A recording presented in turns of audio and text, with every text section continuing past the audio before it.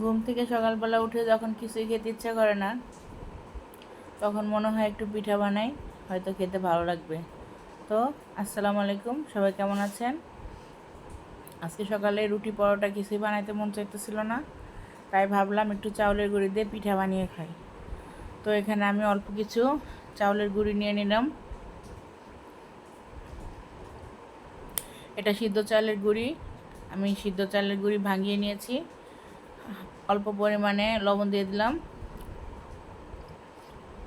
এবার আমি আগে থেকে চুলায় গরম পানি বসিয়ে রেখেছিলাম, সেখান থেকে হালকা কুসুম গরম পানি নিয়ে আমি ভালো করে আটাটা ময়ান করে নিব। পরিমাণ মতো পানি দিয়ে একটি ডো তৈরি করব এবং হাত দিয়ে আমি পিঠাগুলো বানিয়ে নেব। এটাকে আপনাদের দেশের আঞ্চলিক ভাষায় কী পিঠা বলে আমাকে জানাবেন। আমি আসলে নামটা জানি না, আমার খাইতে ইচ্ছা করলো তাই খাইলাম।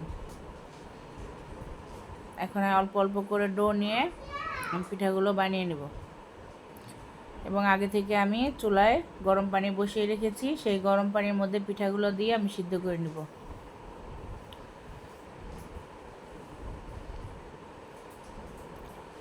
তো গাইস দেখেন, আমি পানি বসিয়ে রেখেছিলাম, এখন একটা একটা করে পিঠা আমি এর মধ্যে দিয়ে দিব। অবশ্যই পানিটা বলক আসা পর্যন্ত অপেক্ষা করা লাগবে। আমি অল্প অল্প করে পিঠা দিব, একবারে অনেক বেশি দিব না, যাতে করে একটা সে একটা লেগে না যায়।